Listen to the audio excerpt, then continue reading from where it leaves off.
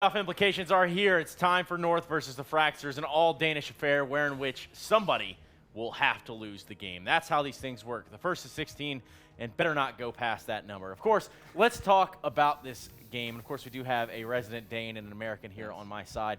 A subject matter expert, right off the top, if you just broad picture, what do you have to say about this game? I mean, it's a game where you have a clear favorite in North and where you have a clear underdog in Fragsters. I will say, though, that Fragsters have been looking better than ever. I also talked to the owner yesterday who said that they've been practicing a lot and they actually went full-time despite having a guy who's currently attending ground school. So it's a team that is trying their absolute best to grind their way into the top tier of the Counter-Strike world. But that said, they are facing a team in North who have currently just made roster changes, arguably, but also a team that has been used to winning and at least, being part of these big tournaments. So two very different aspects of Counter-Strike right now. How do you feel about playing someone from your own region, like North, for example? They've beaten Fragsters 6 times in a row if you look at their HLTV head-to-head. I know different rosters. Fragsters has averaged less than 10 rounds per game. Like, where are you at mentally coming into a game like this? For North, it's one of those situations where you have everything to lose and nothing to win, right? If they win, then that's what everyone expects. If they lose, then that's a big problem. Whereas for Fragsters, it's the other way around. They have everything to win and basically nothing to lose. So in that regard, it can be a little bit dangerous. But in a world where I like to see the best team progress, I would just like to think that North are cool and good enough to just shut that out, be the best team, and win the game.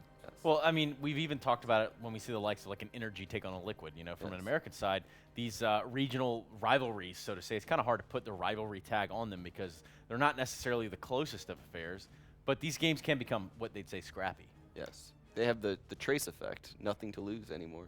Yes, it's true. I'm a broken man. Here I am. You've been for a while, huh? Yes, indeed. Thank you very much, guys, for highlighting the top-tier parts of my life. Nonetheless, yes, Fragsters versus North. You don't want to miss this Danish derby, some even call it. Now, if we do look a little bit ahead here, perhaps we start highlighting some players on either side. We do know that North no longer has MSL. They win a tournament, say, hey, you know what? You're out. You got to go. See you later. Yeah, and Cadian's really stepped up, actually. I was really impressed with how he called yesterday on Train. In their early games so far this tournament, Valdez showed up really, really big, actually. But yesterday, KRB was the man to watch, actually, on Train. So many mid-round kills with the AK, double kills coming in, like 2v4s, 2v3s. That really propelled North to that win yesterday against Gambit.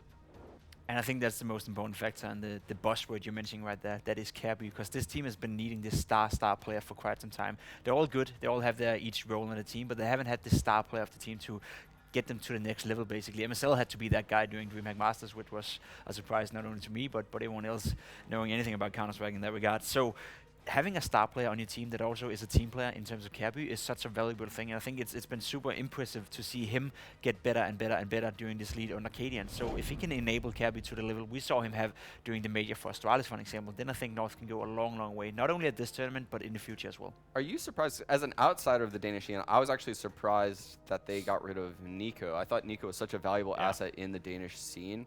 But it looks like Gate has found a way to flourish within the North system. They've been using him as an entry fragger, and he didn't have a lot of success on Optic when I watched him, despite, I've seen those videos online of him playing aim pots, and he has very, very snappy aim. But it doesn't always translate when you watch actual matches.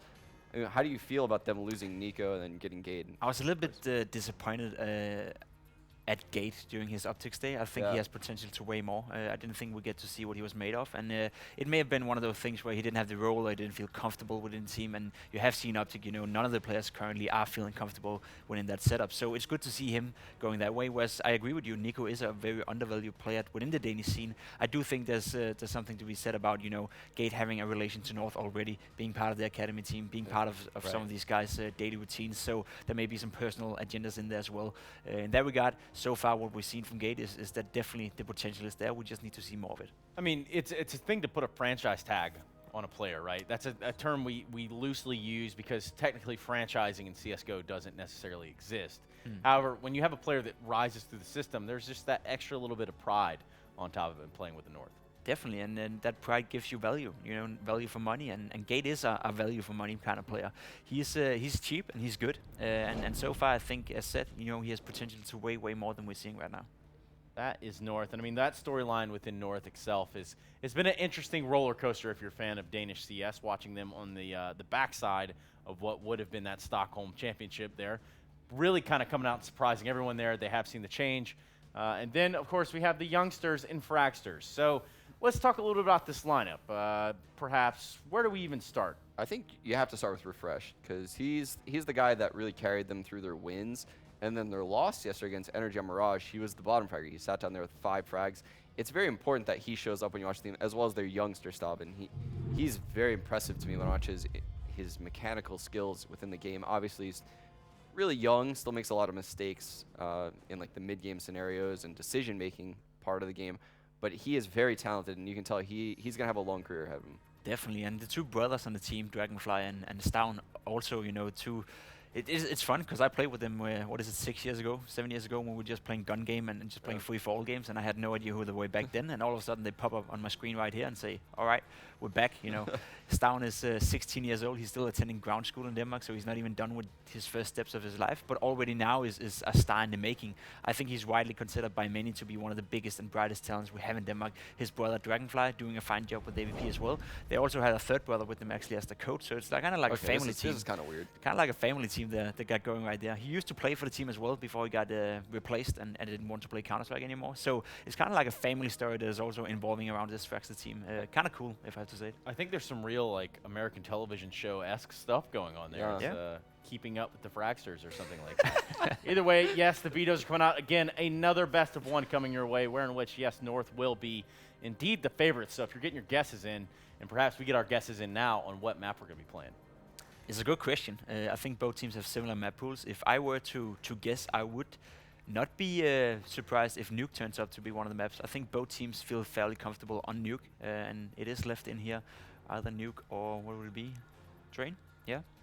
They just vetoed Train. Just vetoed Train. So Inferno? Inferno, yeah. I mean, Inferno would be the safe pick for North here. But they're going for Nuke. Yeah, that's quite surprisingly. I think Fragsters showed great potential on Nuke when they were playing against Big.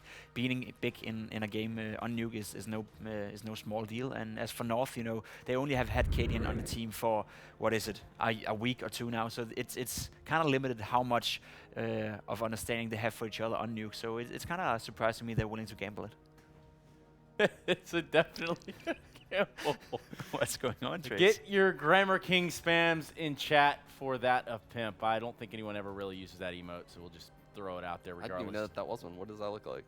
Actually, I have it pulled up, but we can talk a little about the map and the game itself. Yes, while that I'm is doing true. that. So North actually has looked pretty decent actually on Nuke, despite having a brand new lineup.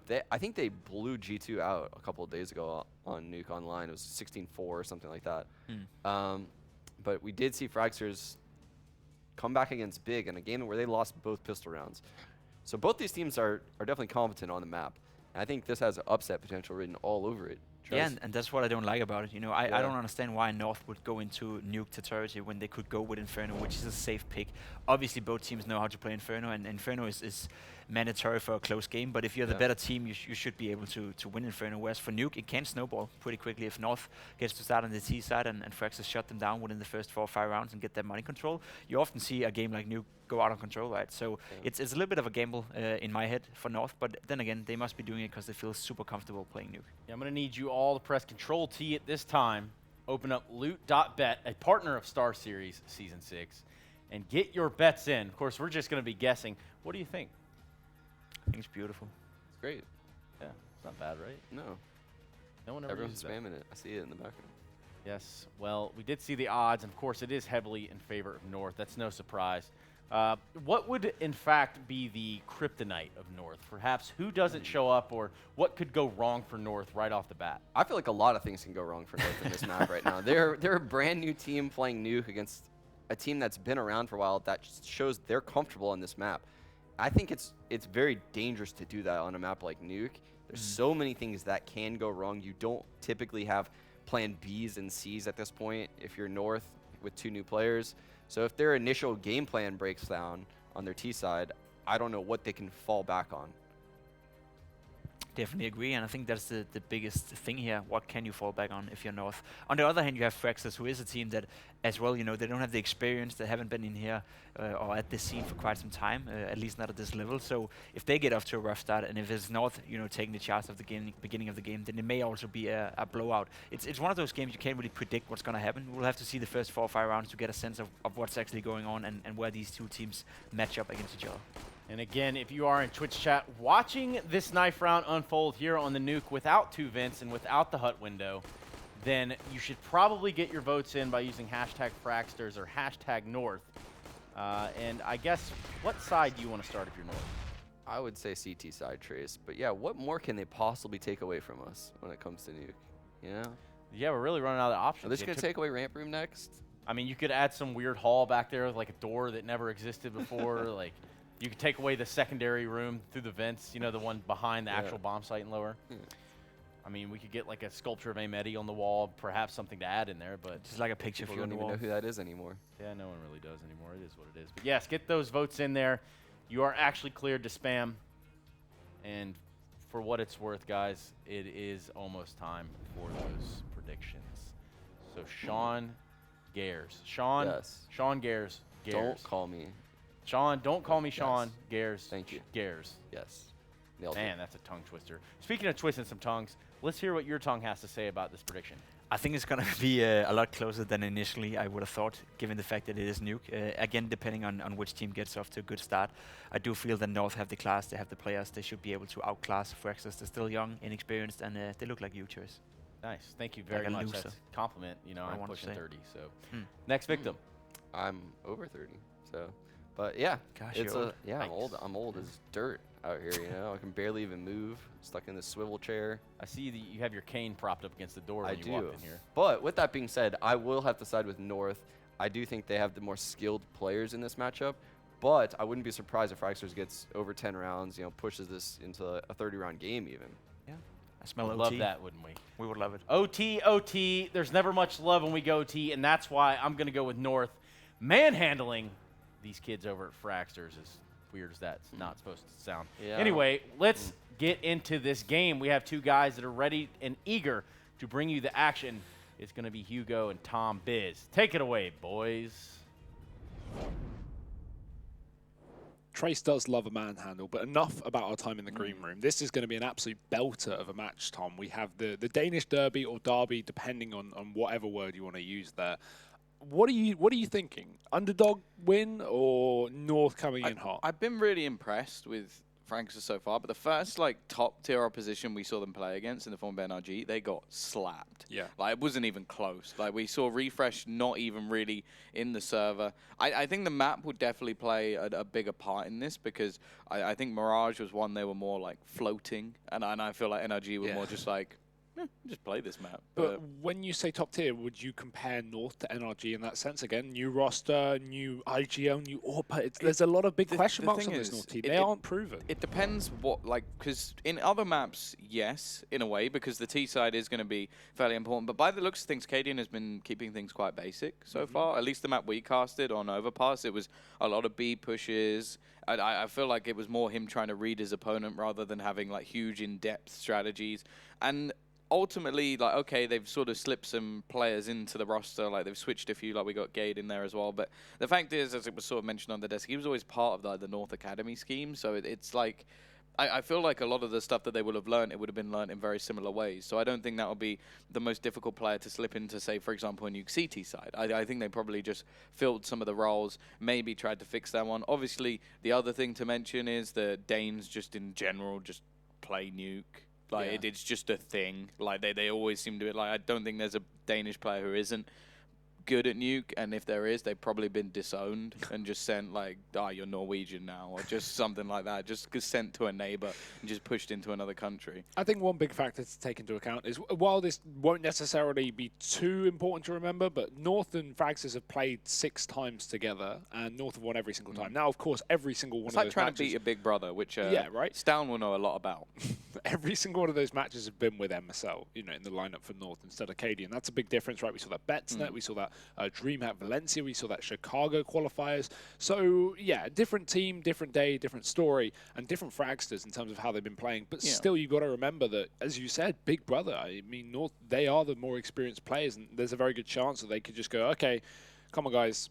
These Fragsters players, they may be young, they may be hungry, but we are the better team. Yeah. Also, in best of ones, you can assume that, like, if they really wanted to take it to a puggier style of map and not go to nuke, they had the opportunities. So they got 3 bans. It's not like Cadian was sat there going, damn, we have to ban our permaban, and now nukes come up. Like, he was clearly prepared for this. This is something they're willing to play, and at least on the individual players, in a sense, you know that they're going to be ready for this one.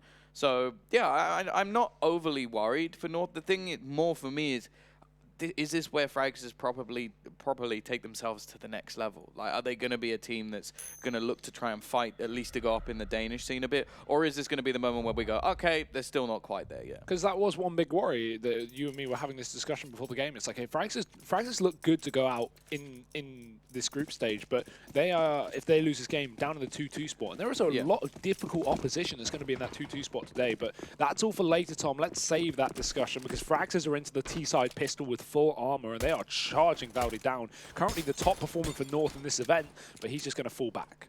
We are going to have him just looking to run back towards this B side. They're trying to overwhelm him. They've slightly bypassed his position, but he has now been spotted, needing a little bit of help from his friends. AZ is there, but nothing more will come in. Down even getting a little bit trigger happy on his own teammates, but not anything to really worry about just yet. The battle on Ram's going to be important, and Bubsky will be there to take it through. And now Cadian, well, he's the leader, and he has to lead by example. The problem is with only 12 HP, he's only taken a dink, so he could actually just save the Kevlar. It's not really what you want to be doing in a pistol round, but when you have no health, no kit, and no hope, you might as well just keep that Kevlar into the next round. And again, I feel like we need to clarify on the majority of the games here because not everyone's going to have watched the previous ones. We are not running the full extent of the new patch for CSGO. We are not running the new economy in terms of pistol round losses, but we are running the weapon changes. So the price changes to the Organy SSG and also, the SG553 and also the CZ and Tech 9 buffs / nerfs / changes. So Frags are taking a 1-0. Good start to this T side again, considering they are without a doubt the underdogs in this matchup, but looking to take their first victory versus North ever. And this lineup's been together a while as well. That's one positive thing to take away from it. Yeah, they definitely have been, and they've always put up good performances in Kiev, so we'll look to see if they can, basically beat their big brother, and if they can, that's going to make the chance for like one of the top teams in this event, or one of the ones we expect to get through to playoffs, to go out. Yeah. So it will be very interesting, because, there's a chance that if Optic manage to sneak their way through Mouse Sports, that we could have North versus Mouse. Well, I mean, even on the flip side, if Optic lose that game, which on paper they should, right? Mouse Sports looking very good right now. Then we're going to have a chance for one of these Danish teams to play against Optic for a 2-2 game, a win/lose match. Yep. Like one team through the playoffs, one team eliminated, and that would be huge, regardless of which team it is. And I think, again, proving ground for Danish teams. We know Danish teams are sick. We already know that. It's like, where do we rank them? Are North the second best Danish team? Who knows? Yeah, no, it's definitely going to be interesting. We got the likes of Hellraisers looking to come back into things. Obviously, I think people had pretty much written off CyberZen after the destruction that happened. They did show up on the first day, though, and Hellraisers definitely haven't been in their best. Either way, the CT's looking for a bit of aggression here. They managed to turn things back into a 4 versus 4, and these are the sort of rounds that I think if Fragsters are going to have a stronger performance, they need to be winning, and they're already now a man disadvantage, and 40 seconds left on the clock. Dragonfly is going to be pushing his way down in towards Secret, waiting for the bomb, but the smokes will fade. Luckily for them, there is no one out there.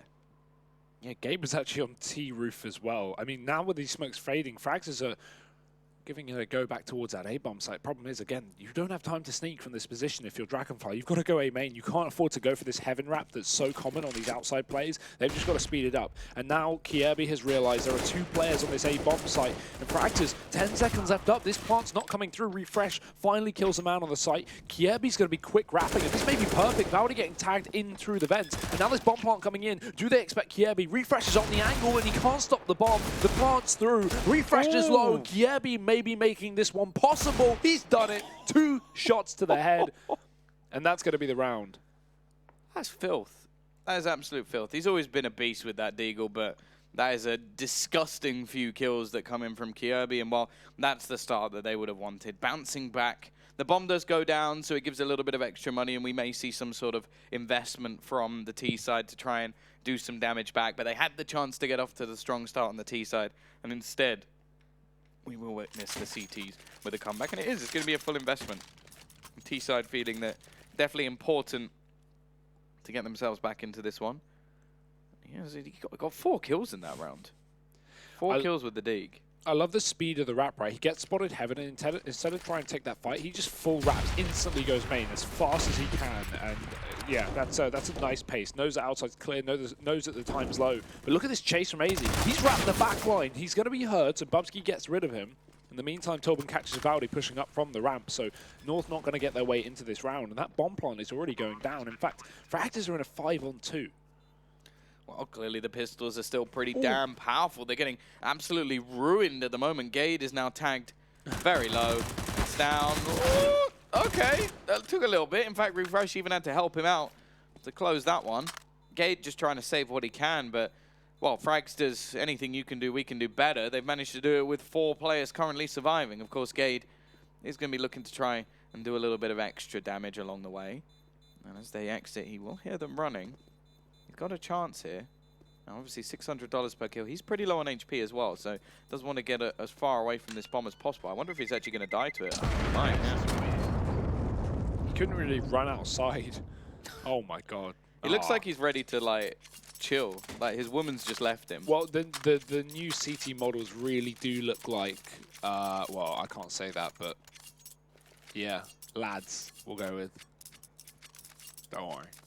They look like lady killers, and I don't mean Torben, you know? Oh. Now I get what you mean. Yeah. 2-1 for Fragsters. North, they are indeed. They are keeping up these 4 spies. Cadian's actually saving for the AWP, but everyone else has put all their pennies into this one. Look at this pace. Diving in, Cadian does get a lot of damage off, and it's finished off by Gade up in that A-bomb site. Nice trade. Oh, Cadian, he doesn't need armor or the AWP for that fact. It's Gade on the back of the site trying to hold his own, but he's only going to get 1 frag before the trade comes back in. Refresh still doing the damage, and with 2 more from him, he's been having a fantastic tournament. The problem is, he's stuck in a 1v2. What on earth is going on in this game already? Nuke delivers some backwards and forwards rounds, although we are seeing Refresh try his best to stop this. He's very well placed. Now, Cadian just needs a stray bullet to actually finish off his opponent. He's gone up above. He may actually be able to just completely bypass Refresh without him having any clue as to where his opponent currently sits. And this position is so good from Cadian. If he just sits at the top, oh no, he may get caught out. This could be a problem. He's going to get spotted and stuck on the ladder. That will be the kill back. Of course, Kirby still has full HP and the Famis. He should be winning this round. It has to be pretty much an instant headshot. And look at Kirby.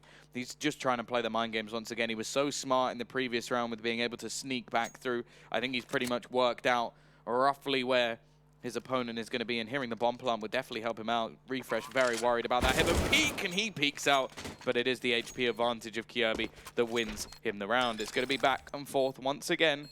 But the T side, look how much cash they've actually got saved. It wasn't really a full investment from them there. Or obviously they made so much money based off all the SMGs. They didn't buy up the AKs, so they'll come in the next round with a 4-bar. Yeah, and in their second round one, again, they kept 4 players alive, right? That was the round that Gade went down in lobby to the bomb. So, yeah, not too bad. The odds, wow, very favored for North. Considering those are live odds as well, showing that Frags is 2-2. Definitely a chance for an upset. I'm really not sure. I can't even make a prediction for this game because I think there's a chance for Frags, but again, North just have so much experience, and it would be a shame to see them lose this, but I do like an underdog story. AWP up for both teams. Cadian saving from that previous round, and after winning it, North are definitely going to have the bye. Frags is going outside once again here. We've actually got very deep control from Dragonfly. He's already up towards that red box as Kirby tries to lock in main. This is a different way to approach the outside control from North. I like this setup. They've, well, they've already lost Kirby, which has not worked out too well, but he was just watching that main cross instead of watching down secret. Instead, the AWP is doing exactly that in the hands of Cadian from above. That smoke landing, and there's a full wall there. No gaps for Cadian to exploit, so he'll probably have to send the player or himself dropping down towards that B site if they want to deny Fragsis getting that bomb down. But for now, it's still outside the lobby, and we could see this ramp split come out later as Torben, he's down in secret. Still a minute left on the clock. CT side trying to make sure they have full ramp control.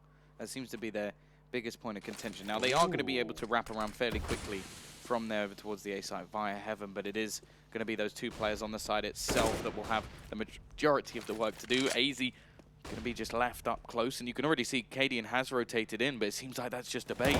They have managed to bait in. Valde is now going to be all alone, but Cadian quickly rotates back. He's on that movement game.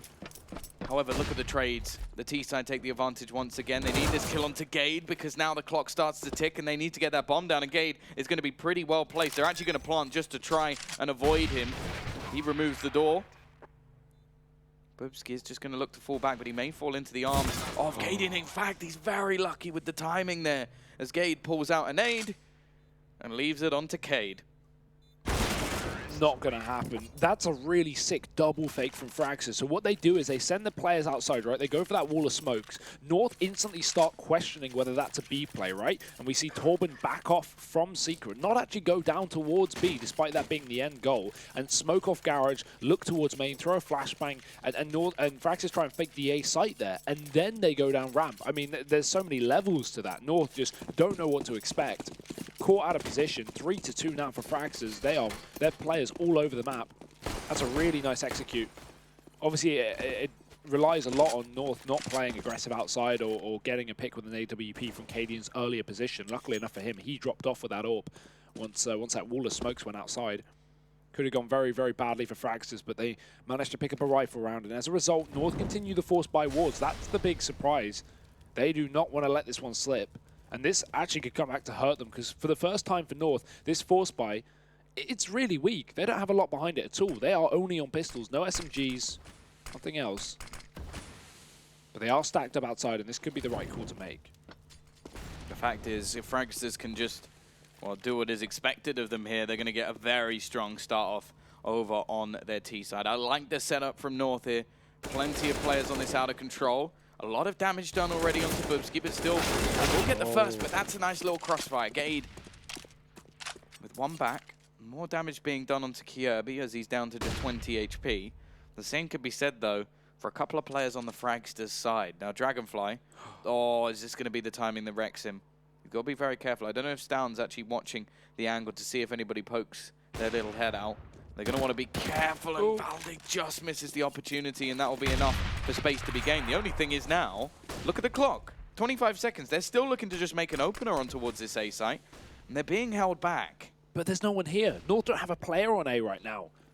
Cadian's on this hot flank from ramp, and he may be able to shut this entire round down. Gabe's actually playing close towards main, but he's going to get instantly decapitated. The flank cut off, and it's only this Vents player, Valde, left alive, not for too much longer. Fragsters, I mean, that was a very, very messy round almost. But luckily enough, as you say, the time gets the better of them, and in the nick of it, they run back towards A and take a nearly empty A bomb site. I like the setup from North outside, but Fragsters, they slowed down the pace after seeing a couple of players. They realized they didn't want to rush into anything up against pistols, and as a result, they're going to be able to convert. So now we have North Eco. And Tom, the problem is, forced by wars on a very CT-sided map, not working out for North, have put them in a really dire spot. This could be a 5-2, or this should be a 5-2, before we even have a buy from North. And that's a really good lead, considering how CT-sided this map can be. Yeah, the thing is, it's like, Nuke is one of those maps where teams will take the risk fairly often, just because of the fact that you can actually win these rounds with like shotguns, SMGs. Like you can win it with what I would say are silly weapons, like a lot of the time. They're not the weapons that you should be using, even though sometimes they are the most fun. Either way, CT side managing to do a bit of damage. It's down, just looking to try and pad his stats a little bit. It seems like Torben's the one to steal the majority of the kills away. And Stown actually just going to go for it with his USP. He doesn't want to use his AK anymore. He's had enough of that one. And it will be 5-2. And even though they have a buy now, it's not really better than some of the ones we've seen. We had an AWP earlier in the game out from Cady, and granted it had some SMGs behind it alongside a rifle or two, but this is still a buy that you expect to see in round 4. And we're going into round 8. Doesn't bode well for North at all. And we know Fragsters have got quite the depth on this map. They pulled a big comeback the other day up. Oh wow, I used the word big, but they did pull a big comeback the other day up against the Germans. That wasn't even purpose. I know, that's the problem. I say that all the time. Yeah. The second you know that they're up against big, and then you say the word big, like you'll say the word big all the time, like I just did 3 times in one sentence. But the second it's about that team, you feel guilty, like someone's gonna meme me for it, or like he said big when it's big. A big Do you get win. it? Because they're called big. Yeah. Maybe we should just call them BIG from now on, just so it's not possible. The notorious BIG. To be fair, I do think like some of the Russian casters actually do just call them BIG. But then I suppose them saying big doesn't matter because their word for big isn't big. What is it, Tom? I don't know. Well, either way, this is this is a pretty weak buy for North. No utility. Cadian is on an SMG and Stalin, he's going to run right into it, straight outside. Kievi also gets a kill in the meantime because he's pushed up towards the red box, doing damage to Torben in through the smoke. 5 on 3, and although North have taken a lot of damage in this round, they have got some serious frags. Dragonfly finally going to fire back. Torben molly's close because he expects North to be pushed up, but it's quite the opposite. It's a boost up instead. Torben watches for it, and he gets the kill. That's so huge. Frags have somehow put this back in a 3 on 3. Yeah, it was a great scenario for North, but the fact is, it was one of the biggest things on Nuke is getting those kills outside. Not that difficult. Surviving after you have is a completely different ballgame. Getting back towards that A main spot or towards the squeak is very, very difficult, and you could see that the T's were just ready. Also, Valde, a somewhat unnecessary pick. I think he was hoping that he could catch somebody off guard. Instead, he actually ends up putting his team in a bit of a detrimental position here, obviously, in terms of weaponry. Now, Cadian is going to be waiting over towards this ramp. There's a couple of players there. And actually, Gade should have a reasonable rotation. I wonder if he's actually inside the A site. If so, then no. And I think he is. He is. So actually, Cadian is alone. Oh, this time though, Cadian looks down towards B because he expects them to have wrapped Secret, and while they have in the form of Dragonfly, that wasn't where the main push was coming in. It's a backstab from Fragsters, and the B site about to be overrun unless AZ can drop this bomb. Problem is it's coming in from ramp and has been smoked off, so that plant will be put down for Fragsters. Dragonfly just trying to hold on to this wrap from the Secret, and Gade almost peeks into this AWP. That could have been him meeting his maker. Nice flashbang. This time it works out, but it's not exactly going to save North's day because, again, they don't have a kit for this. They're now out of utility apart from that flashbang. Gade does kill the flanking AWP player coming in from Secret, but, again, we have a Molotov on refresh. We have 2 players up for Fragsters. This should be their round, but Gade doesn't want to give it to them. He's taken another kill. Refresh can't finish off the frag with a few bullets there, and now they're on the bomb. They are on the bomb, but Refresh has killed his teammate, and that could be it. Refresh wins the round. Shining here for Fragsters, pulling them up to 6 on the T side, and that's another eco round for North. I don't even know if they had time. I wondered what that was. That's a logo, Tom. Never zoom in on the nose ever again. It's still favoring North here as well, even though Fragsters is 6-2 up on the T side. Tom's got his head in his hands and he's giggling to himself. Why? Just why? Either way. Yeah, no, it's one of those things. I don't even think he had the defusal, even if he stuck it. Because he didn't have a kit, so AZ just got off the bomb and tried to take the fight. But it really did just show how much time that they actually managed to burn off the clock. And yeah, North are looking like they're in a bit of trouble. Now, I feel like with the bench change, we have seen teams able to get way more T rounds than they used to. But it's still a CT-sided map. So for Fragsters winning, 4 rounds in a row, they still have plenty of money to purchase, whereas their opposition are left on pistols once again. I will say, I don't feel like there's been a round for Fragsters where I've been like, this one is certain. Like, every single time it's been like, okay, some of the rounds they won with 4 players alive, but they came really close. Now they're just going to go for something a bit faster, but they've actually run into a bit of a stack. And again, it's going to be these players from the CT side getting that initial frag. I believe, though, did the bomb manage to drop down? Or is it still outside? I can't tell. Nuke map is awful. Yes, thank you, guys. The bomb is on B. It's getting planted. Look at this position from Gade. He's pushed up in the smoke. Oh, Dragonfly's over reply. He shoots to Kiebi. Gade can trade, but no, he can't. Dragonfly is unstoppable in the squeaky door. 2 kills from him. Torben trades on the backline to deny AZ from picking up any of those weapons. And just like that, it's Kiebi.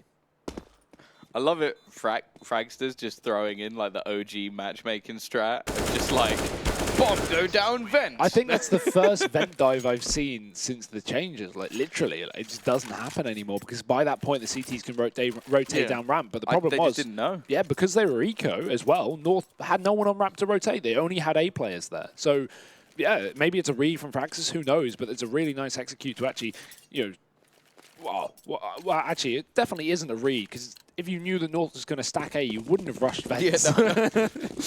But either way, no one can rotate down and stop that bomb plant. And yeah, Fragsters 7-2 up, Tom. When do we get worried if we're not already? Yeah, no, I think if you're North, you're already worried at this point. Either way, though, Cadian, he's got his AWP. It's a much stronger buy than we've seen. It's probably the first full buy we've actually seen from North. I think that may actually be the case because we were at 5-2 when they had their last one. And that was when I was saying they finally got rifles in. So yeah, first full buy from North in round 10. That's a very good sign. And it's actually going fairly well. They've done a lot of damage onto Bubsky, who's on to just 7 HP. Dragonfly is dead, and well, it's pretty much on Stown here. He's got to do an awful lot. He's trying to use the little gap in the door. Either that or he's decided to try and draw a pretty face. Bubsky will be able to catch off AZ, who's having an absolutely atrocious time in this game so far. Bottom of the board by quite a margin. CT side just going to try and take this together, but Stown's position up above could be super valuable, but they start spamming him through the floor. Great work. Bubsky's going to pick off with the AWP, tries to find the kill, but he is incredibly low on health. He's just going to try and maybe spray onto the bomb. Chances of finding it, though, are very slim without going down, and they have to just go for this defusal. It is going to be a third round on the board for North, but even still, the T's will come back stronger. That was so important for North. That cannot be understated. This game would have been a sweep on the T side, at least, if Frags has won that round. Because again, as we already said, 7-2. Another buy round is going to mean, 9-2. And by that point, that's the most ridiculous T side you see in a while. So great round from North. Nice work from Valdi to actually get a kill on ramp and do some further damage. AZ even attempts to lock down that B site, but he does get caught out. And yeah, very, very close. But it will be North getting the better of them. Now, another faster play for Fragsters, and seeming like sending 4 players already down B. We haven't seen this kind of pace. Usually they've sent players here in late rounds or backed off out of it once they've taken control of Secret. And something that Chad was talking about when they were talking about changing around this map was how difficult it is to hold on to Secret and how T's often fall back out of it. And for now, Fragsters actually will do exactly that. They don't want to hold control down there because North have already rotated into position. Kierby in the garage. Bubsky keeps up the pressure here to keep the illusion of full commitment from Fragsters, but it is quite the opposite. Refresh still holds on to the lobby to make sure that North aren't getting too aggressive. Bubsky using all of his utility to gain more and more map control by the second, but Dragonfly gets caught outside. That's Kierby with the off angle at the back of Garage. They're not going to expect that. Flashbang in to try and get him out of position, but he is doing well, just staying alive and being a nuisance, being a thorn in their side. Another kill with a nade, finally traded back onto Cadian, but they need to get rid of Kierby here. They should be able to quite easily. Another one comes in for Refresh at the same time. In fact, he gets both players on the A site. No trade for Gade, and Valde is now the only one left alive in what seems like an impossible scenario. Fragsters, they are doing a superb job, and while we questioned whether, well, you did especially, whether or not we would see North come into this new game with their new players, would they still have the CT side down? At the moment, it is looking like a resounding no. But I just wonder how much of that is due to this early round force buying, or early game force buying. Yeah, For the first 5 rounds, it was just a mess, and I hate it. Like you said, you can definitely win these rounds when you're North. You can definitely win force buys. And again, if you're confident, you think you're the better team, and North should be the better team in this game. I understand why they went for it, but the problem is, if it doesn't work, you put yourself in such a hole. The thing is, you can easily argue the opposite, though, for the better team. If you're the better team, why do you need to force? Just win your buy rounds. Yeah, exactly. So it works both ways. I can understand both ways. I'm not going to say that North made a really stupid decision. No, because they had the chance to smash Fragsters into the ground early on, not allow them to build. But the fact is now, the half has been won on the T side. Their money has been wrecked time and time again. Yeah. And that was the first round they actually managed to win. And it was off the first buy round, the first proper buy round. Like, they had one with rifles, I'll admit, although we still had Cadian on an SMG in that buy round. That was in round 8. Then in round, 10, I think it was, just now, they managed to get themselves the AWP, and that's the first round they win.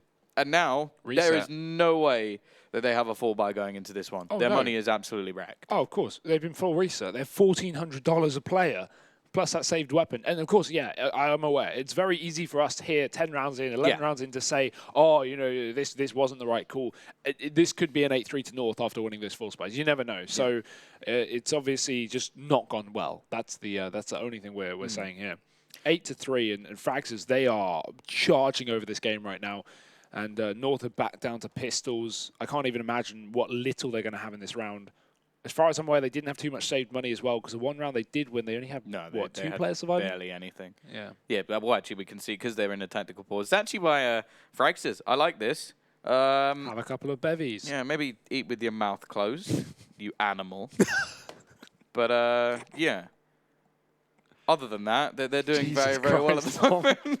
I was brought up in a British household. I would have been smacked for that. I'm just gonna We got smacked anyway. yeah, just for being annoying.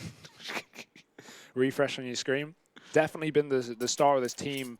Not only this Yeah. event, but this map as well. The one- 14 and 5. The one map that they lost to NRG, he was absent. That Yeah. was it. The one game that he really underperformed, they got banged. And then now he's back performing 14 and 5. He's been superb. And like the entries he managed to get in the last round on the site won them the round. The 2 kills he got were superb. So yeah, I've been extremely impressed by him. I think Stown is definitely the young talent, the up-and-coming talent. He's the current talent they have in this team because he is doing exceedingly well. And this is one thing we kind of talked about, especially when we saw them at Betsnet, like originally, right? It's not necessarily a one-man army a lot of the time for this team. While Stown is definitely like this young talent, hyped-up guy, like it's not just him. No. We have a lot of talent on this team. Dragonfly is really good with this AWP. As obviously highlighted, Refresh is sick. I mean, the whole team able to put in the damage, and that's nice to see. It's not just a solo carry effort, which is something that's very common with some of these young teams, but I think both Fragsters and Ents have proven that, yeah, it can be a team game and everyone can step up, and that's exactly what's happening. 1 HP for Torben. Ouch. Ugh, that's got to hurt. That's got to hurt if you're Kirby right there. They've gone for an investment here. This is basically a round that could get 10 for Fragsters, which T-side nuke in 10 rounds. Now, we've seen some comebacks already from North yesterday. As we said, we looked at Gambit and we were saying after they got 10 T rounds over on Train, managing to turn things back from North. Well, I think even Cadian posted it. It was impeccable. Fragsters were ready to go for a quick A burst there, but these smokes going down at the 30-second mark is going to cut the time in half by the time that Fragsters actually commit to this execute. This could be a huge problem. More missed nades as well does not help. No, they're going to go to try and take some control in ramp and maybe bait a bit of a rotation. Gade is still up close, but Refresh again with these entry kills. He has the little man beside him as well to defend him while he reloads. And, well, I have to say, not only am I impressed with how Fragsters are playing just in the normal rounds, but under pressure. I think for a young team, that's impressive, because when it comes down to those late round scenarios, you see so many teams, even with some of the most experienced in-game leaders. I remember when Godsent had Pronax, by obviously tainted as a brilliant in-game leader when he was under Fnatic. The amount of rounds I saw them lose by time genuinely made me want to just jump out my nearest window. But you look at here, like you said, oh, the smokes have gone down. They're being baited. There's like 15 seconds left. They're going to have to go into the site, walk in, refresh 2 entries. Yeah. He goes to reload, Stown defends him off. And it's just looking like they have this nice little synergy. And there was not a single look of panic about that. Not at all. It's like they've just put a little bit of sticky tape over the clock and they've gone, let's just play this as if we're just playing a normal round. Cash money is the name of the game right now, Tom. Look at Fragsters money. Cash money. Cash money. The Australian translation. What's money in Australian? I don't know. We need a translator here.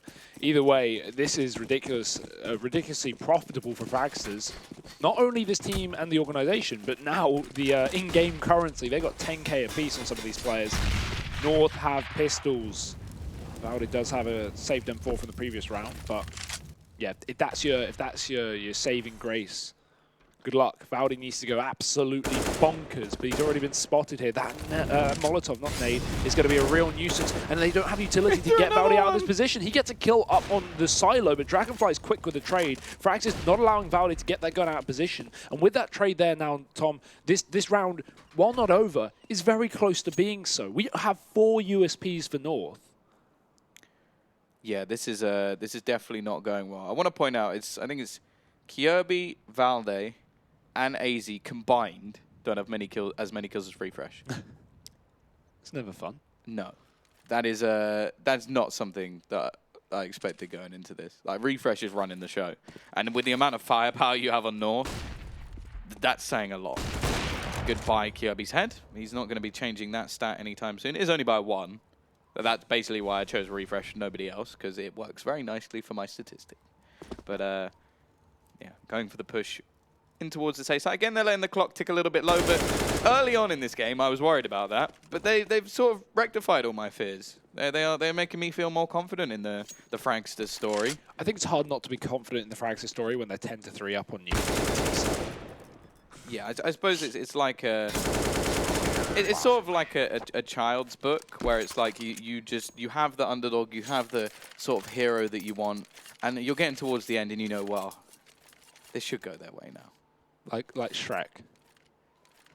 Not a child's book, but you know, the hero wins. Is Fragsters the hero in this game? I don't know. I would say I feel like if you're like a neutral fan, yeah. I think that they are, because for me at least, I think they deserve some success. Now they've still got a long way to go.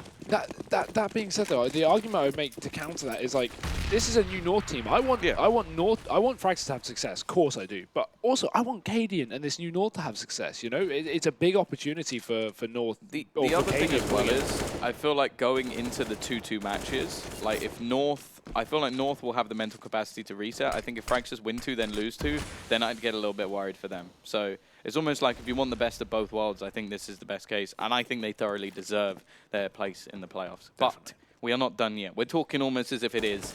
It has been the first pick in this round, though, of a superb T side from Fragsters. And they're looking for more. Again, it's bare bones buy, really, from North. They managed to win a round and just get absolutely wrecked economy. I think that is something we have to mention. Like, we're talking about how well Fragsters is doing, and they are. But at the same time, North have never had any money in this game. Every time they win a round, they get reset. And then there's just a few rounds where it's like, okay, they have the one like weird force buy, they lose that, and then they're on eco again. So it's one of those games that it's sort of as bad as it can get for North in terms of how their finances have gone. They are going to need a new accountant here. 30 seconds left for Fragsters. Refresh is already down on this B side, but it won't be a solo B commitment. He's got his whole team up in lobby, ready to burst A. We've got utility going over the top from one player as well, and now we're going to have this burst out for Fragsters. 20 seconds left. Again, they've been good in these high pressure situations, and Stout going to open up. He doesn't get killed. He's still alive. Finally getting dropped, and Cadian will also chime in with a kill, but it's already over. Fragsters locking down that heaven position. The double rotate from North will find 0 success. And 11-3 on the half right now, Tom. They're just going every round. Why not? Like, I think we've seen a couple of rounds where they're going to be early on, but I can't actually think of a round where North have actually defended the A side. Well, it makes sense. It's not like North have had utility ready to fight back on this A play, right? They do now. And even though they brought it back to like these 20-second pushes, Fragsters don't seem to be breaking a sweat in these last few seconds of a round, as you highlighted earlier on. Like, you know, North can only delay Fragsters for so long, and even when they do, Fragsters still don't seem to lose confidence. Yeah, this is a composed T side from Fragsters, and definitely not what I was expecting going into this matchup. I at least expected it to be a close affair, and well, you see the predictions on the desk. Everybody was in the favor of North, understandably so. Like, understandably so. The level of these players, the level they've hit in the past. New in-game leader, everything was looking bright. Fragsters have brought the darkness. And they're trying to make this a 12-3 T-side nuke half. What's going on, Hugo? This line is getting poached. That's what's happening. No roars in the zoo today. Fragsters are staring at North behind the glass. Oh, you said lion. I thought you said line. I was like, I don't know what that means. I thought it was like an egg reference. Like, because you poach an egg. Jesus I was so Christ. Confused. I get what you mean now, though. You just ruined everything, don't you, Nice Tom? pun. Yeah, thank you. 35 seconds on the clock here. Let's move swiftly on from anything you have to say. I'm just always thinking about eggs, to be honest. Every time I look in the mirror. North are losing their marbles nearly as much as you, Tom, and Fragsters again on this B-bomb site. It's been a while since they've been here, but this open plant, this could be a problem because North are coming in through the window. Knock, knock, who's there? But Bubsky does luckily lock it down, and that plant can come through with a few seconds remaining. Gade on 10 HP. Valdi about to hit the deck as well. He's in a 1v2, and Bubsky's ready for it. Nice 4K from Bubsky, putting up the frags when they're needed. And that will be Fragsters taking a 12-3 half up against North. Yeah, it's less of a roar and more of a meow at this point, because they've just been shown Danish Counter-Strike, the new Danish Counter-Strike, because it's just not fair. It's not fair. Like, the Danish fans already have enough good teams. I just don't think it's fair. That's it. There's no positive side. Like, it's unfair. Well, the positive side for Fragsters is that they are 12-3 up right now against what some would tout as the second best Danish team, although unproven with the new IGL. Definitely have looked good. It's not like Cadian's joined this roster and North haven't got anything done. They've been winning their Pro League matches. They're top of Pro League right now, or at least they were for the first few days. You know, I think they're 6-2 in Pro League. And at least here in Kiev, 2-1 in the Swiss format.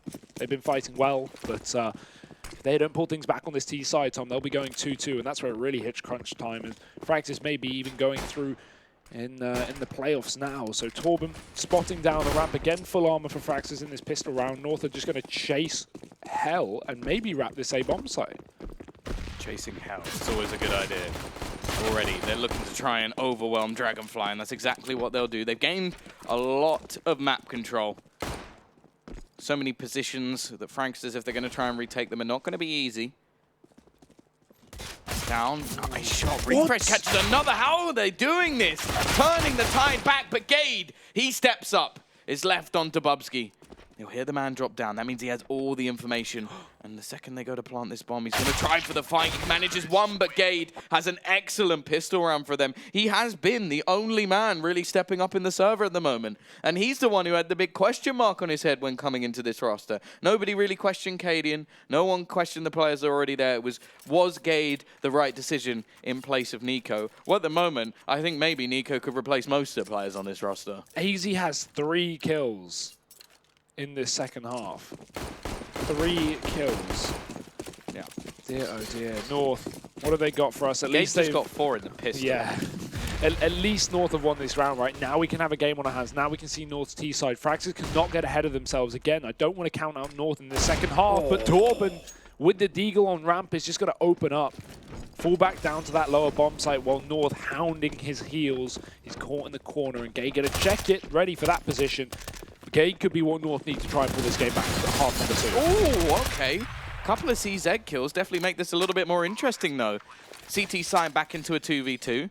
Is the new MP5 facing off against, well, a scout for Bubsky.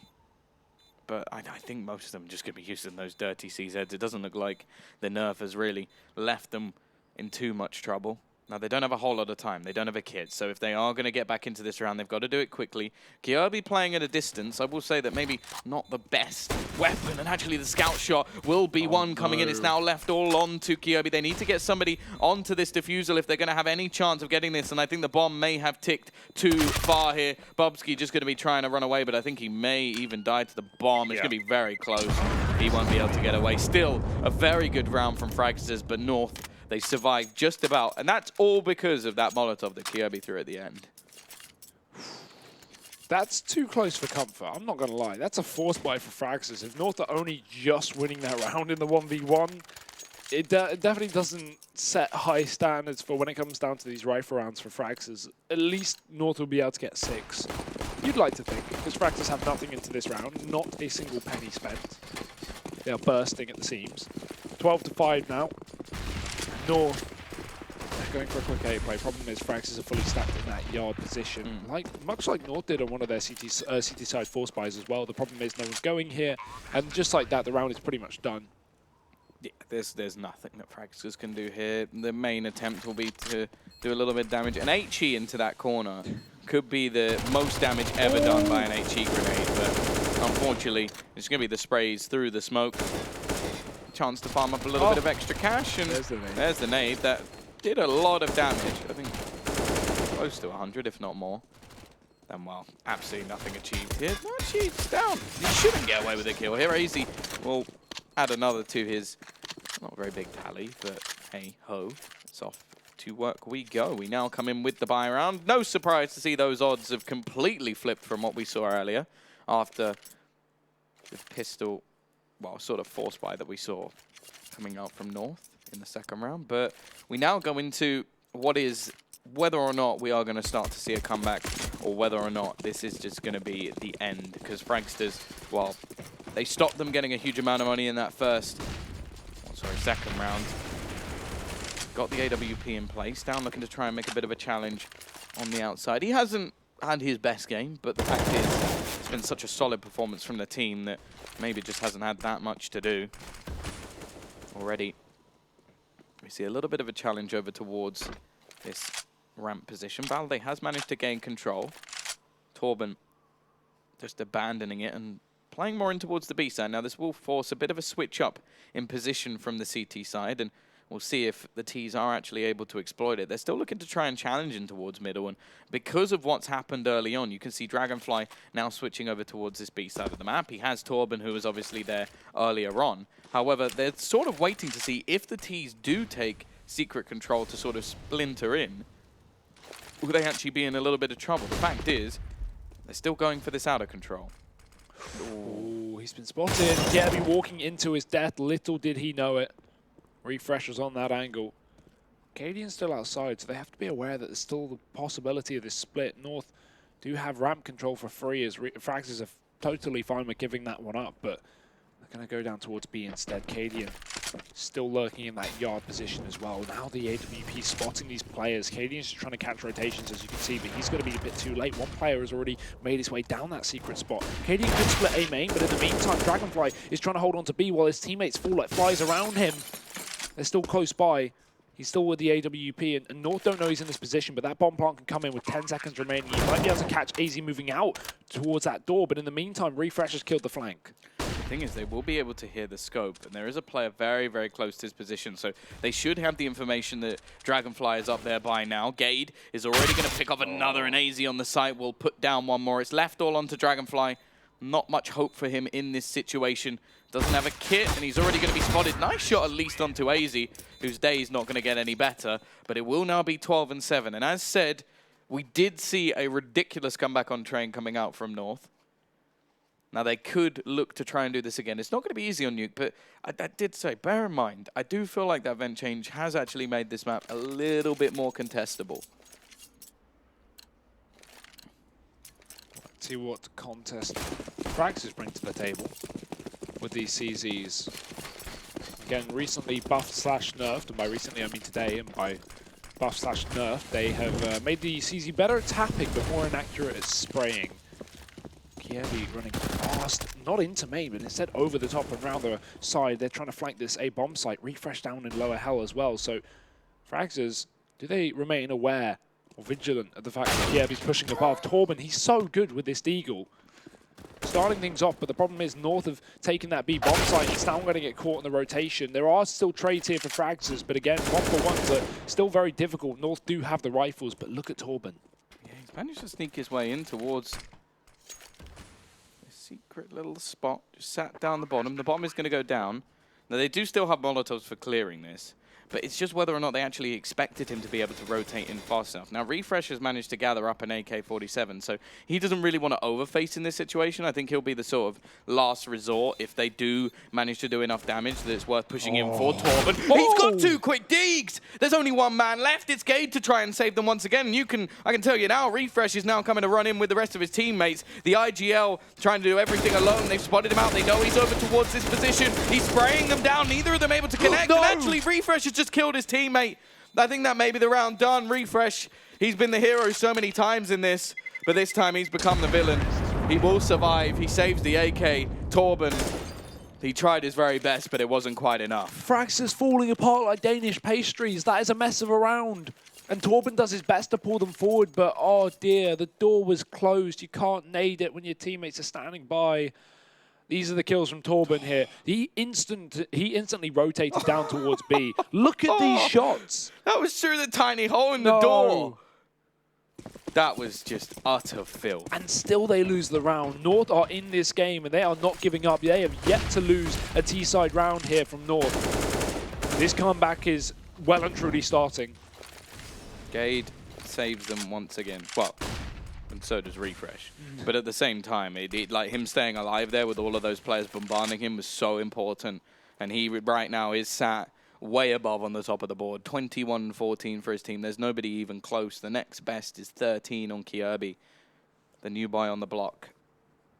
Keeping them in this game really, really is. And it's looking like he fits within this roster quite well. Either way, we do now have a first proper full buy. Utility alongside all that weaponry that Fragsters have purchased. The money has taken a nasty hit, although Gade still has around the $10,000 mark, because I don't even know if he's died yet in this half, I'll be honest. I think he's been so crucial in all these clutches. Maybe to one of the pistols in a round where it didn't matter so much, but in every crucial situation, Gade has been the savior. 45 seconds left on the clock. Fragsters have saved a lot of utility, though. And that smoke is going to go down late. Now, this is something we also saw North do, and Fragsters were very calm and collected in their way of getting into the site. So now we get to see whether or not North are going to be in that similar sort of scenario. We're going to see the utility start to rain in. But still, the CTs have a little bit more. Torben still has plenty. It's down, he's caught, and he's going to be taken out. Still, missed shot from Dragonfly, and they're looking to overwhelm him. Bubski's managed to find another Dragonfly refresh, combining to take a couple more. And just look at the clock. It's ticking fast. Refresh knows it. Torben's coming behind. He's dropped the bomb. It's done. It's done. They've got themselves around. There's absolutely nothing that AZ can do. He finally comes up with a triple kill, and it is left in the vent. 13-8. Money now starts to become an issue, although Gade, the bank of Gade, will be able to bail them out this time. That sucks so much for North, and AZ even got 3 kills in that round. He's been underperforming this entire map, and the one round he steps up, they run out of time. That is so heartbreaking. Look at these frags from AZ. He bails his team out, but how does that bomb go down the vents? I have no idea. It just obviously just flies out of the hands of one of the players walking out of that squeaky door. Yeah, I think Torben popped up the vent, killed whoever it was, and then the bomb came with him. Oh, that's heartbreaking. Yeah, a little bit of bad luck, and, well, we'll see if it's the undoing. It could still be the making of North. Like, sometimes from the worst situations can come the best results, because in all honesty, if they manage to win themselves this round, Fragsters are going to be right back on the back burner and be in real trouble. Dragonfly, oh, he almost is that time, and it's very, very close, but it will be the switch up. Now, bear in mind, there's still a couple of SMGs here for Fragsters, so definitely not in the ideal scenario. At the same time, we're talking about how Fragsters will be under pressure if they lose this round. It's much worse if North do.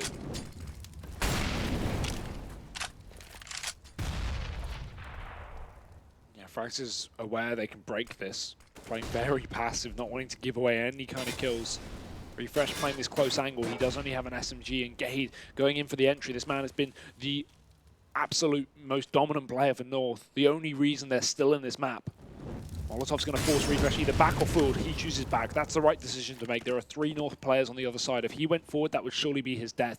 30 seconds on the clock here. Dragonfly still has this door on lockdown, and no one's coming in through the double door, so Refresh can call that. Right now, Dragonfly has got to step up big if North make this execute come through. There's the shot connecting to both AWP players. Cadian on 5. Dragonfly falling back just to hold the cross, but now these T's are getting frags left, right, and center. More just Gade. Cadian will drop to the Molotov, but that bomb comes down with 10 seconds left up, and with that, frags is save.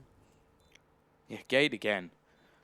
Both those kills were so crucial. He not only finds the first entry, which we didn't see, but that second one, Dragonfly is just trying to stop the bomb from going down. And if he succeeded, well, if it had been dropped, panic would have ensued. So both of those entries, again, so valuable. And, well, it is slowly coming back. Bubski's going to try and get rid of this UMP and find himself a rifle. It's a battle through the bar.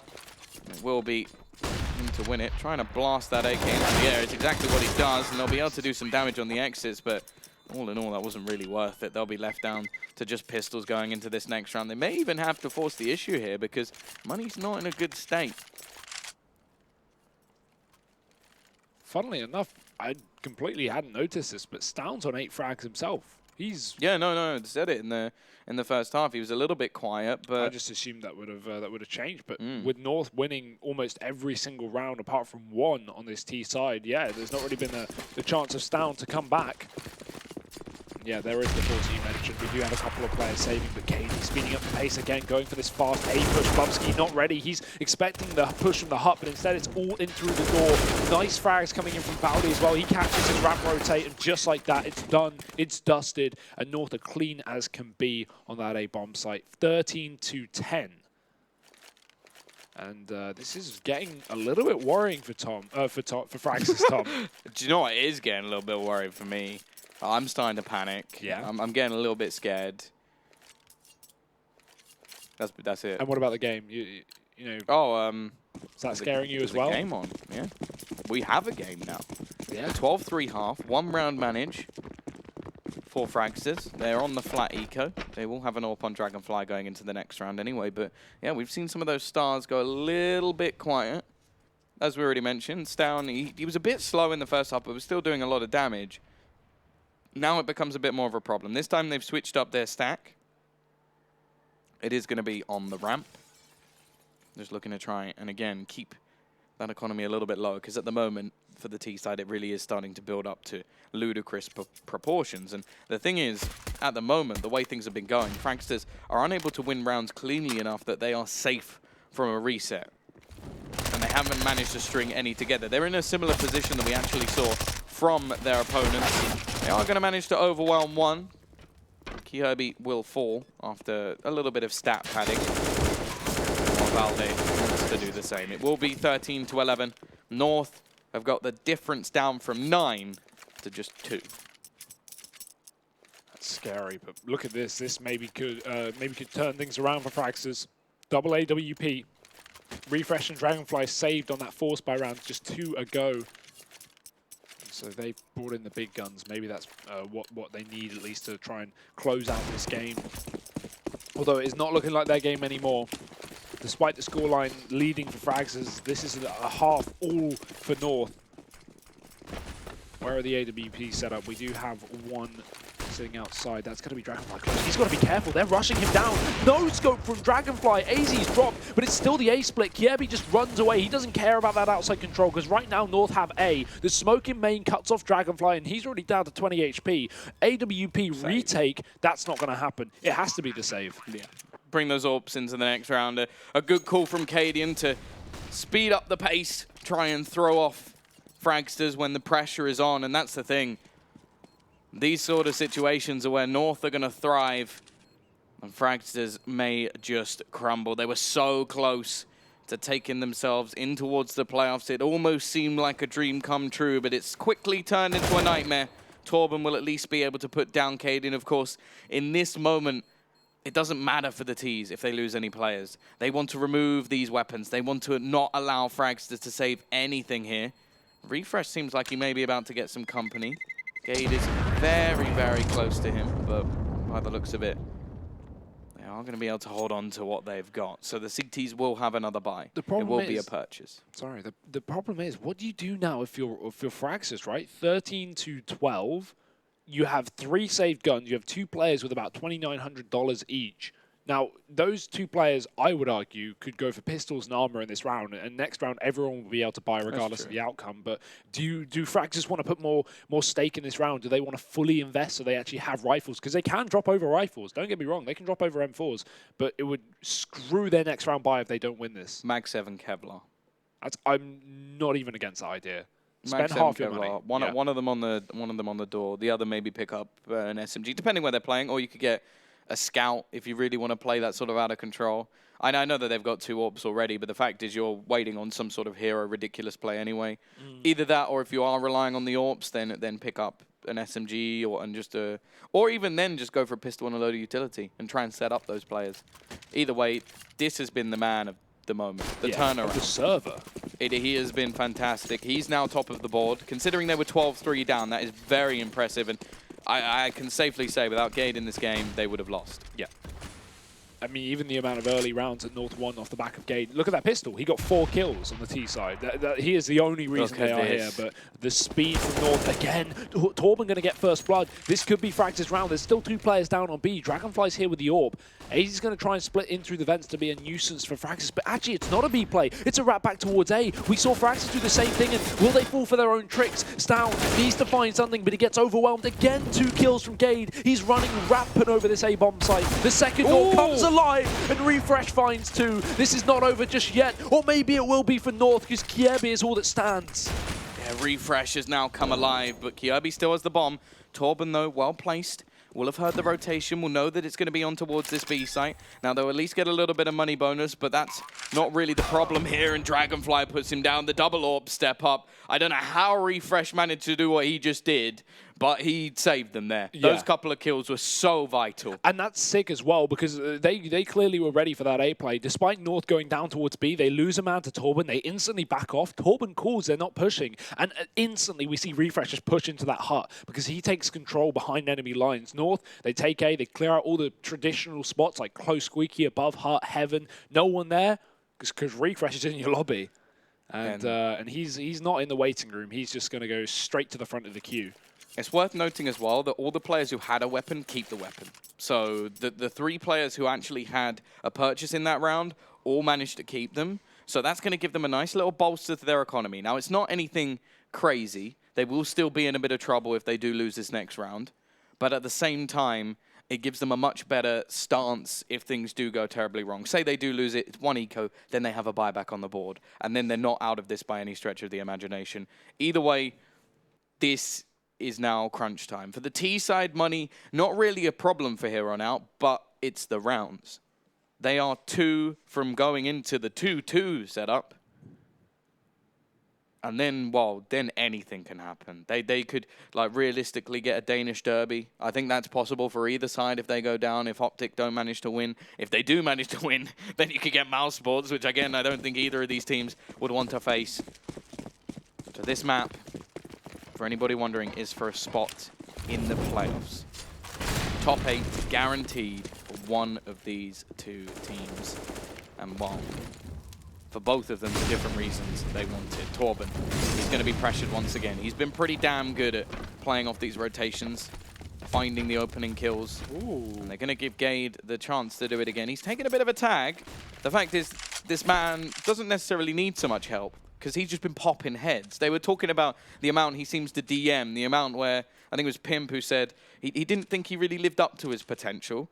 Well, we're definitely seeing it in this game. I was seeing videos that Katie were putting on Twitter or something of Gade DMing for like till like 2 in the morning or something on one of the nights a couple of days ago. So yeah, he's been trying to improve individually, and it is showing at the most crucial point. Katie is just behind the site. Molly Cloak, yeah, but they're not going for B. That's the problem. They're going back up. We still have these players up in lobby with the bomb, so it's going to be that A split. We've not seen this before, but they line up Stout. He needs to step up. He's been struggling all game today, and he's going to drop right into the hut. Problem is, North have backed off. They got a 1-for-1, and now they're going back towards the B site that they put pressure on earlier. Down through the ramp, Cadian sits. Gade's still holding these outside rotations as well, so he's in a very crucial point where he can even kill Dragonfly and get rid of that main AWP player. Refresh still has another, and the question is, do Fragsters know what's about to come? Do they know that North are about to hit the B site because there's only 20 seconds left? Torben's still there. He's still just sat in the backlines. Refresh is ready. The clock now becomes a factor as well, and this is the timing for Torben, but he only manages to get 1. That was a crucial moment. You can see Refresh. He wants to try and play this. He wants to try and stop them getting the bomb down. He's going to go running in, and he finds the kill, but the bomb goes down. Oh! It doesn't matter. Refresh goes insane. A massive round from him once again. And, well, he now, I think, hits the top of the board. This guy's nuts. 3 kills, and with 5 seconds remaining, he just dives in, stops that bomb. Valdi's on 1 HP, but Refresh still AWPs him. He doesn't give a damn. Playing no games. Fragsters, if they lose that round, Tom, if they get reset by North, their money is on the edge of things. They are potentially going to lose this game, but no, they win. They take 15, Jesus. And that is 2 in a row. That is going to hit North hard. Maybe not financially. He got 3 kills there, and I think 2 of them were no scopes. Yeah. And both of those no-scopes were in the last 10 seconds of the round. The thing is, it was literally a race between him and Gade to see who would hit 30 first, and he just did it. And whoever that was in the door was just not expecting the pace, right? Valdi goes for the plant. He should be getting covered, but his teammates watching the back door instead. When Refresh did that, he'd already won the round when he got that last no-scope. Because I didn't realize he stopped the bomb, I'll be honest. I was too focused on what he was doing. I thought he was just going for the last kill. But the fact is, because he did drop the bomb, there was 5 seconds. Oh yeah, that round was over. He'd won the round. That was just for style points. That was just to wreck North and say, look, you wanted the best player in the server. You thought it was Gade. It's not. Torben, once again, he's going to be pressured, and he's already down low. Valde going to go chasing this time. They've had enough of letting him escape. He's still going to take 1 with him, though, and he's looking for a little bit more. Finally, he'll be overwhelmed. The pace of North have caught them off. Yeah, no stopping the bomb plants today for Fragsters. This B site belongs to the T side. Now it is the retake. Such a difficult site to retake, but At least they have the position taken. We have Refresh coming in from the backline with this orb. He's got support from the other AWP player.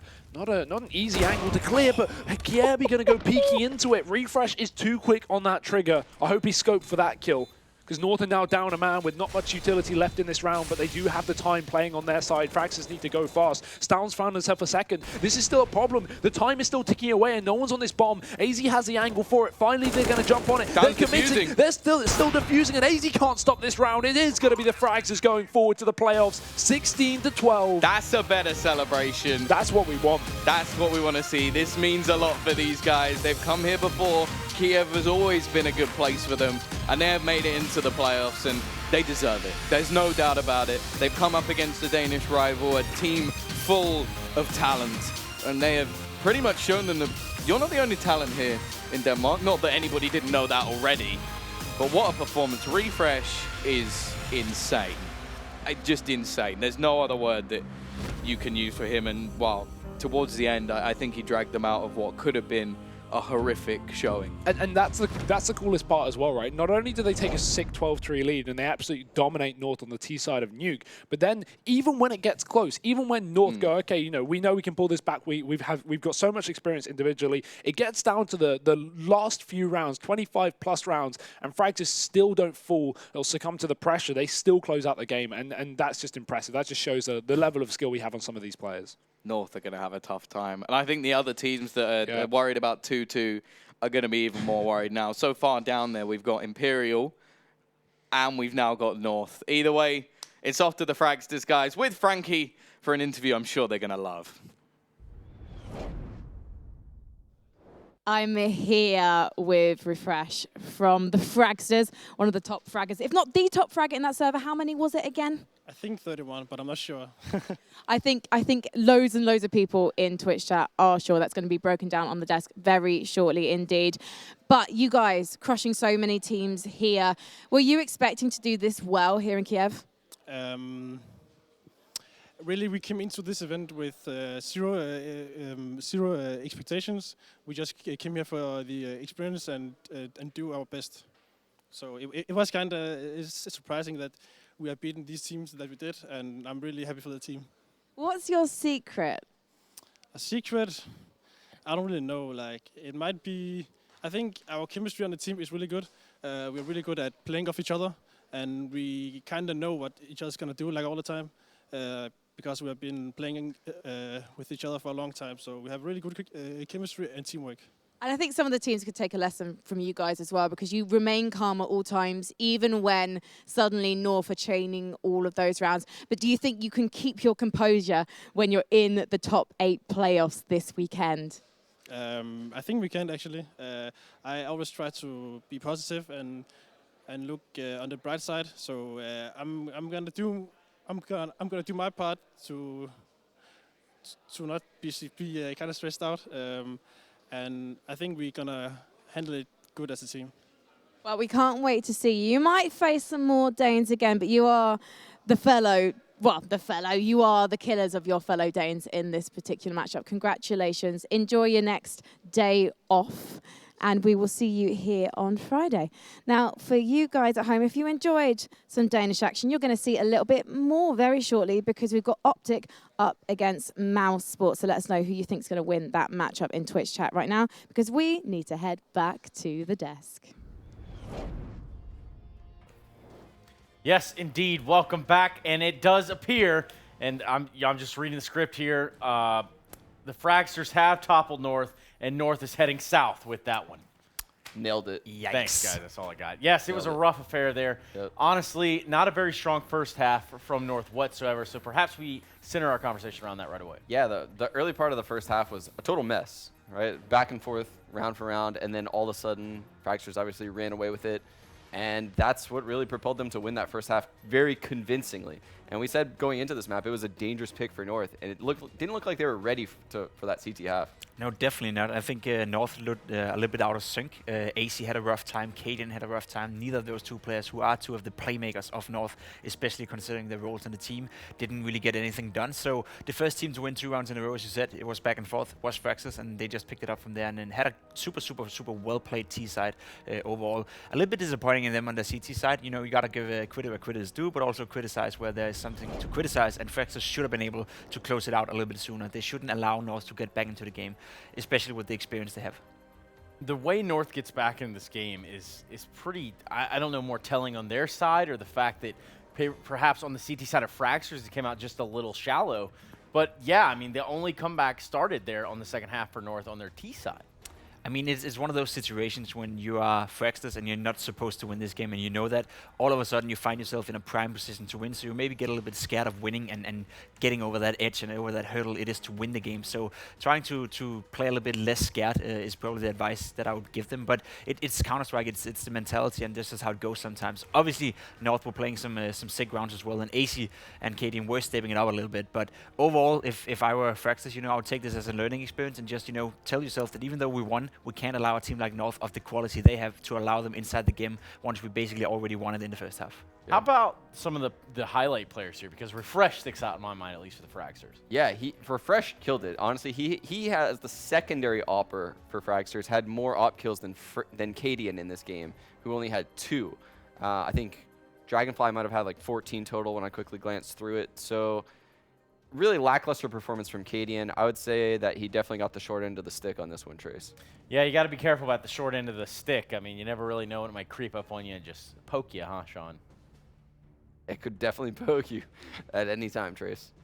Want to make sure you're holding it there in character, Sean. Just want to make sure we're testing the mic. Yes, it is a rough day if you're a North fan, but of course for Danish Counter-Strike, this bodes well, I think, going forward. We kind of see the future of Denmark right here. Pimp, as one might even say, the godfather of Danish Counter-Strike. Well, maybe not, but still, what would you say about the Fragsters now that they've accomplished this feat? I think it's a super big thing for them, and I think it's super impressive.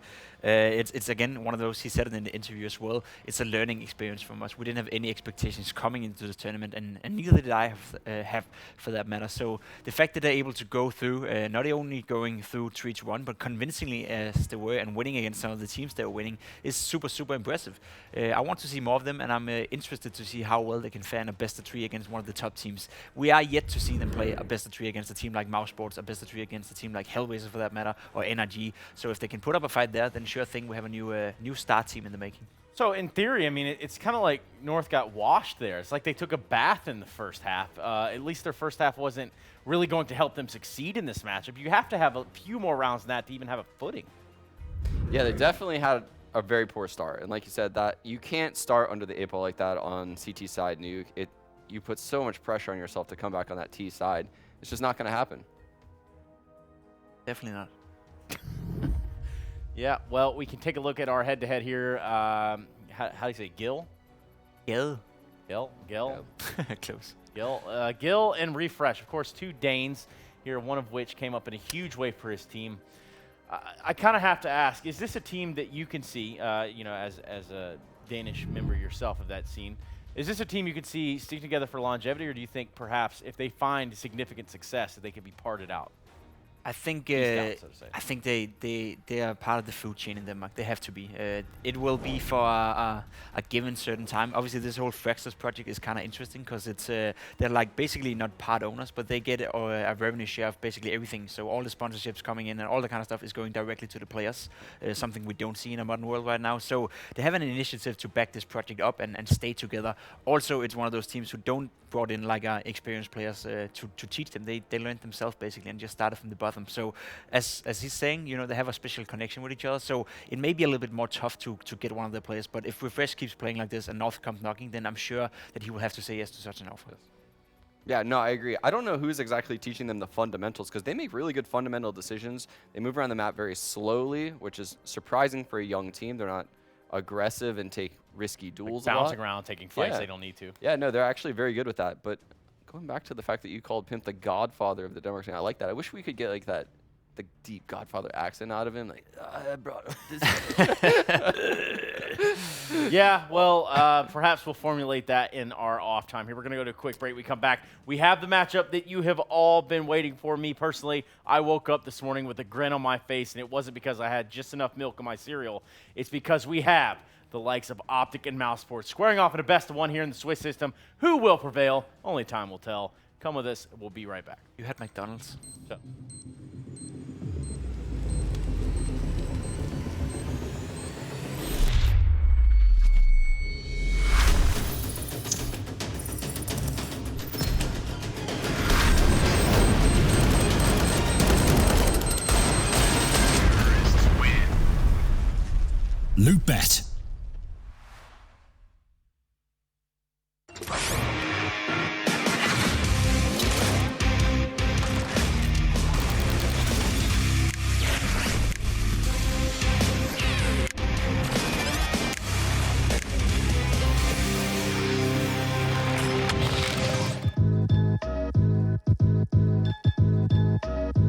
Case multi-cases, you are no longer restricted by random case opening mechanisms. Now, you are able to pick any of the cells containing skins and actually determine what you win.